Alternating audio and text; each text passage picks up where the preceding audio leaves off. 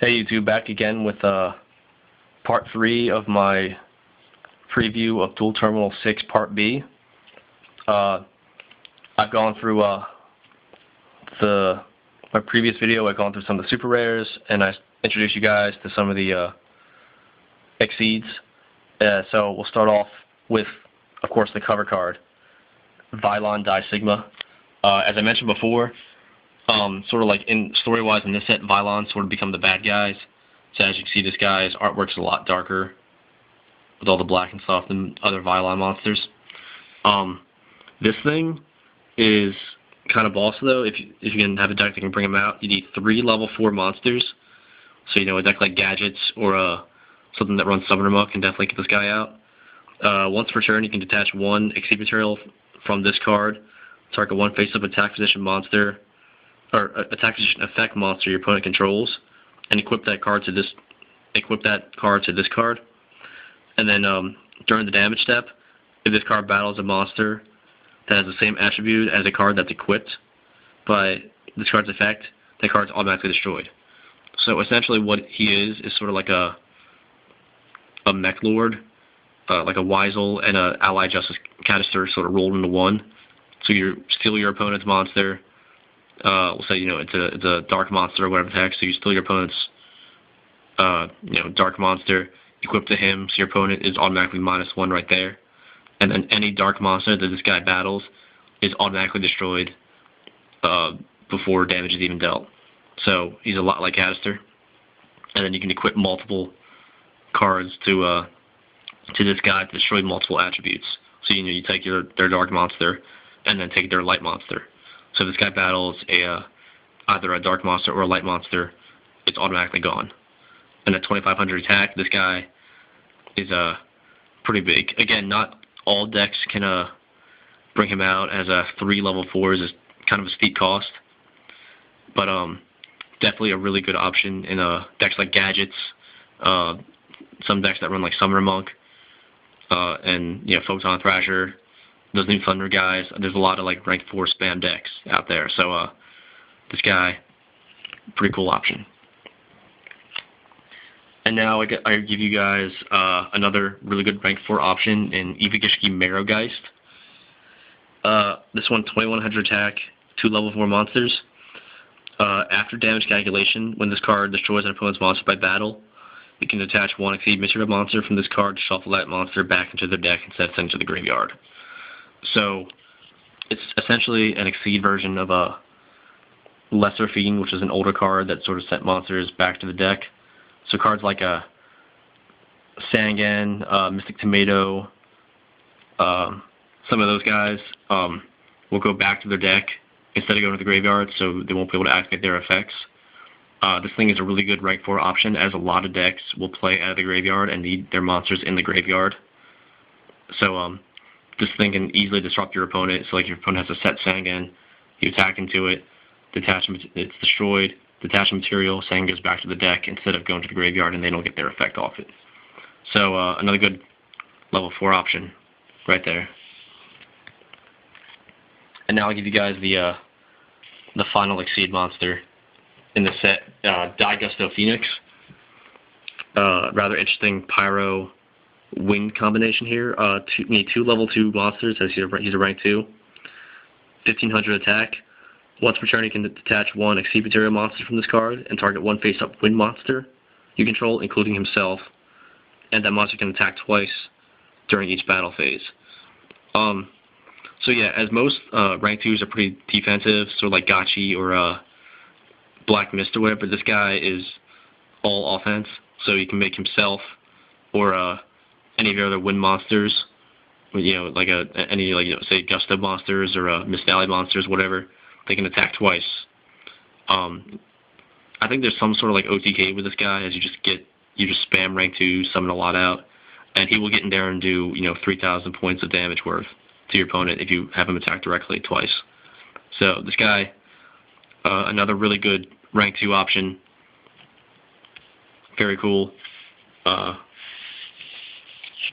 Pretty cool cards. So that's it for the Exceed. So now let's just round out some of the reprints and some of the newer stuff we got here. Double Summon. This was a pretty cool card.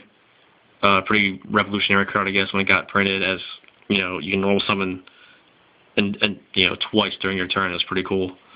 Didn't really catch on as much as people thought it would, but I definitely seen a lot of gadget decks run this guy. Gemini decks can run this card, especially the offering gadgets, which are pretty popular in Japan.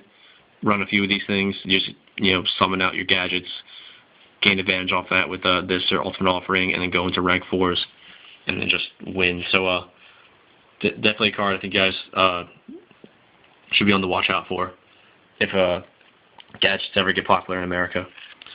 Desynchro. This card, people wrote it off a little bit when it came out, but with some cards like, especially, Trishula, a lot of early decks when Trishula was still at 3 or so would run this with 3 Trishulas. Infernies were pretty infamous for doing this, as they would summon out 1 Trishula, use Desynchro, put that Trishula back to the deck, summon out the monsters that were used to synchro it, and then synchro it again for a second Trishula, etc. So your opponent would gain that much minus off that. With Trishula gone, there's not a whole lot of really good targets for this thing. Mistworm might be of some use, but Mistworm's not as good as Trishula.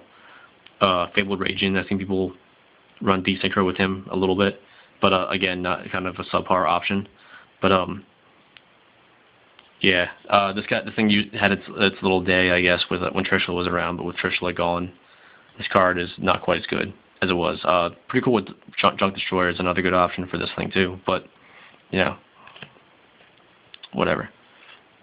Particle Fusion, it's pretty long. It's essentially just like a Gem Knight Fusion card, and then when that monster special summon, you can banish one of the cards used for the fusion summon, and then the monster you fused gains the attack of that monster. Kind of nifty, but Gem Knights already have probably the most broken fusion card in Gem Knight Fusion out, so this thing is of little doing right there.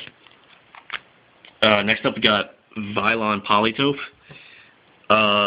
This thing seems kind of crazy. I wish Vylons were a little bit better and I can abuse this card more.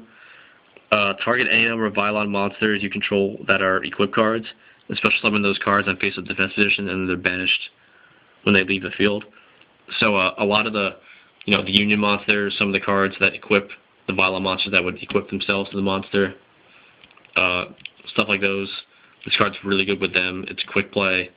Summon out a bunch of tuners so you can synchro into a Omega or Alpha or your Vylon synchros.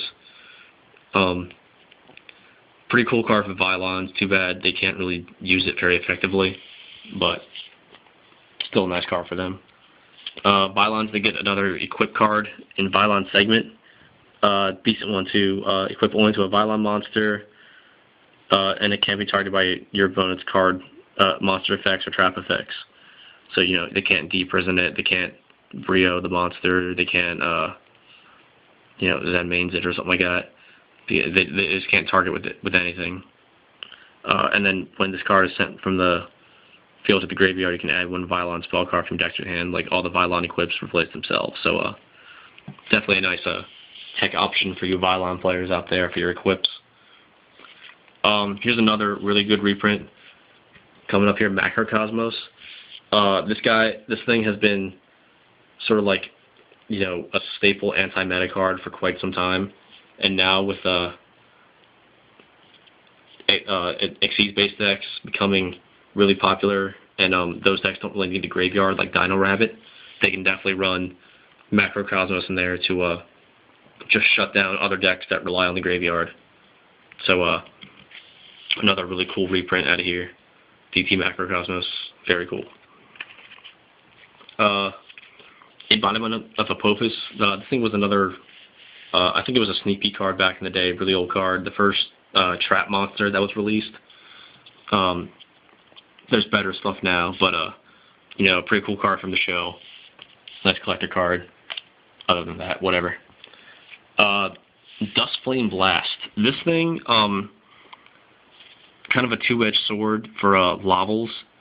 Banish all lava monsters in your graveyard and destroy any number of cards on the field up to the number of monsters banished with this card's activation. So essentially, levels you want monsters in your graveyard most of the time. This thing will banish all your lava monsters, but in return, your opponent's field essentially just gets wiped. A nice, sort of like a one of in levels if they're going for a cannon play, or they have some way to bring them, or some other way like a barrel to bring them back, or just a way to clear the field so then you can do your synchro summon stuff and just go out for game with synchro spam. Pretty cool card for levels. Most builds don't really run this thing though because of the heavy banish cost, or the run just one as a tech card. But pretty cool card. But it's just okay, I guess. Aquamirror Illusion, another Gishki trap card. Special summon one Gishki ritual monster from your hand. It can attack and it's returned to the hand during the end phase. Why played the card, you ask? Gust Kraken is the reason why. So it's essentially like a sort of like a free summon, or a solo or whatever. You summon your ritual monster. You get to use its effect or whatever for one turn, even though it can't attack, or you can synchro or it feeds it off. Again, not a terrible card for Gishkis, but they have better, more versatile cards. And then last card in BT6B we got here is Whirlwind of Gusto. If you control no monsters, target 2 Gusto monsters in your graveyard, shuffle them both back to the deck, and a special summon 1 Gusto monster with 1,000 or less defense. Sort of gives Gustos a little more swarm. Again, it's it's situational, as you have to control no monsters and then have this trap card face down still, which Gustos want to have a monster out. So it's sort of like a last ditch thing to restart their recruiter loop. Again, okay card for Gustos, nothing special, but certainly not bad. All right, guys. Well, that was my preview of DT6 Part B. I also forgot to mention that none of the stuff is for trade at the moment, because I know a lot of people were asking about that before. When it is, I'll let you guys know. I'll make my own trade video or whatever whenever I get around to it. But so just for now, let me know what you guys think about some of this stuff. Discuss. Be jealous of my dual terminal cards. Alright, well, thanks for watching, YouTube, and peace. Catch you later.